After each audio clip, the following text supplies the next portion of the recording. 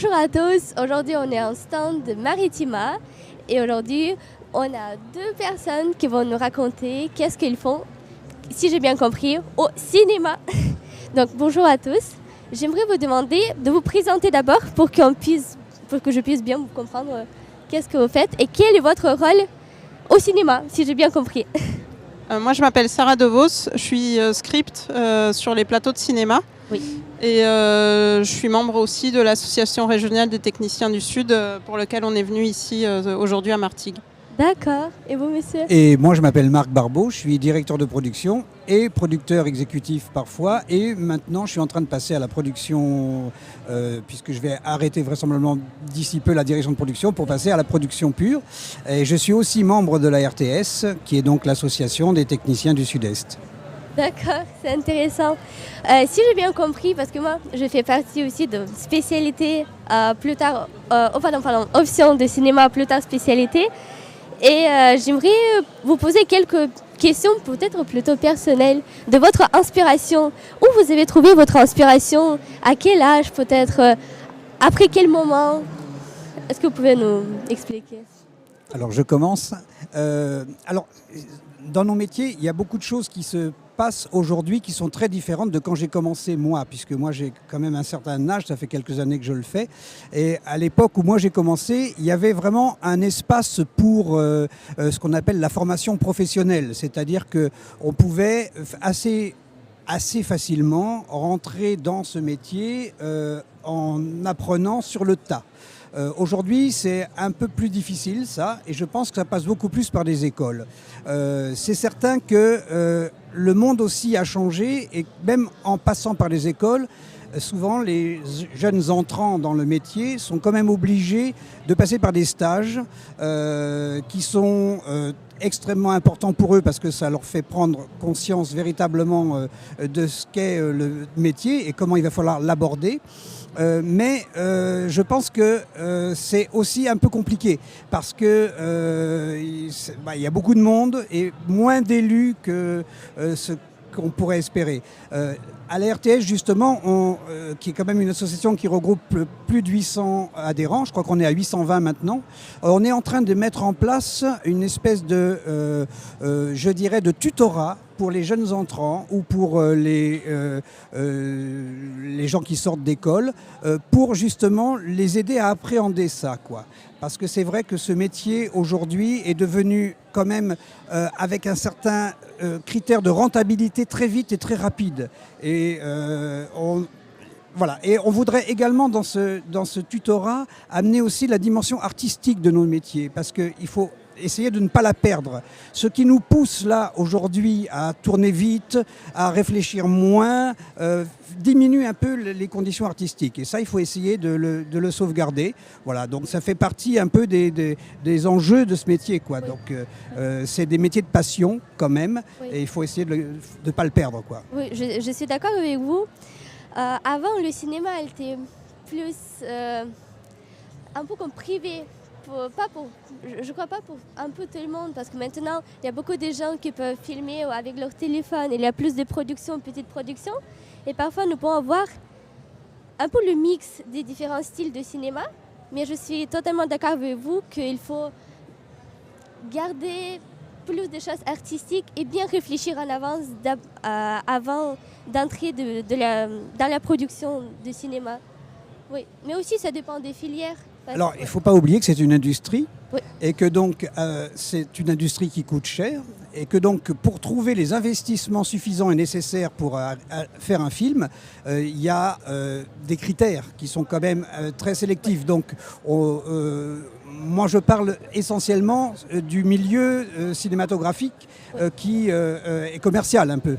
Alors, il est évident qu'en France, on a quand même assez de chance parce qu'on peut garder un panel de films, je dirais, d'auteurs, plus que dans certains pays, même si c'est toujours un peu en danger, parce que c'est vrai que on parle beaucoup en ce moment d'essayer de faire moins de films, mais des films mieux financés et avec un spectre public le plus large qu'il est possible. Voilà, heureusement qu'on garde encore une possibilité pour avoir des films d'auteurs qui racontent des choses de la vie, qui soient sociologiques, mais pas que, qui parlent des gens. Voilà, je pense que c'est extrêmement important.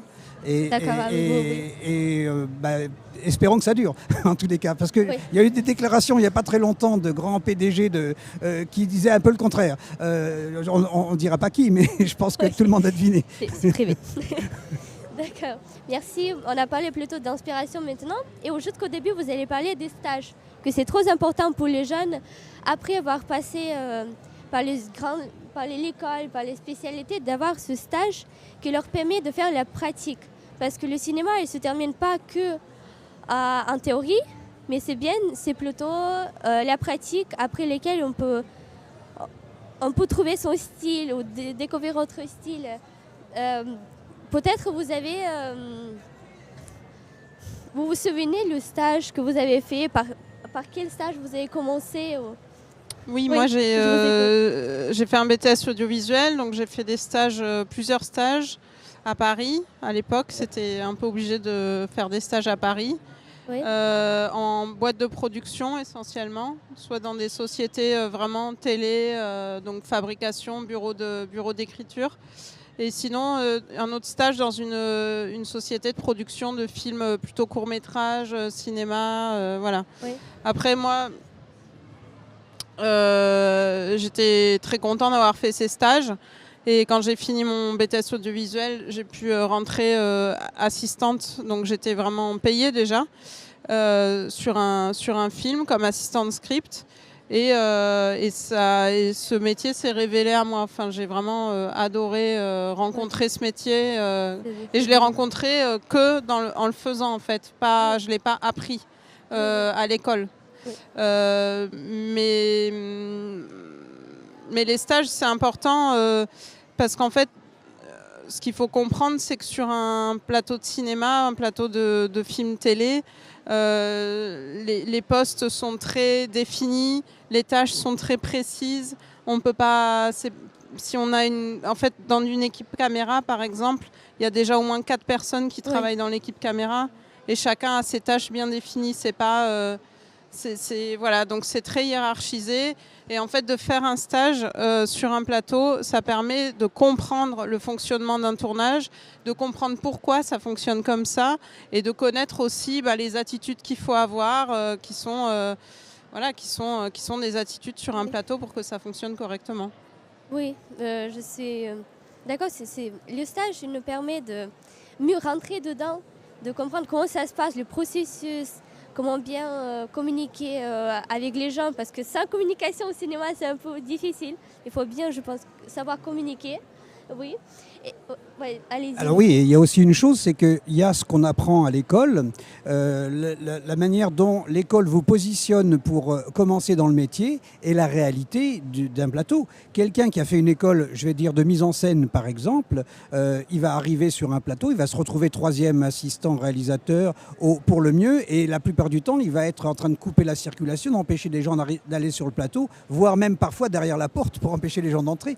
Donc c'est sûr qu'il y a la nécessité d'apprendre ça. C'est aussi du reste l'idée, quand je vous parlais d'avoir une espèce de tutorat au sein de la RTS, c'est aussi ça cette idée, c'est aussi d'apprendre aux gens la réalité du métier, du travail, de comment ça se passe. Et ensuite, lorsque les gens rentrent dedans, bien sûr, de garder comme ça une espèce d'œil sur la personne et surtout que ces gens puissent avoir quelqu'un à qui s'adresser en cas de difficulté. Parce que c'est pareil, on va vous demander des choses quand vous allez commencer et vous ne saurez pas forcément si c'est exactement ça, si ça fait partie de votre travail, si on n'est pas en train d'abuser d'une position hiérarchique, etc. Donc voilà, c'est vrai que ces stages sont très très utiles, notamment ils sont parfois un petit peu déviés parce que je parle par rapport au métier de Sarah qui est script.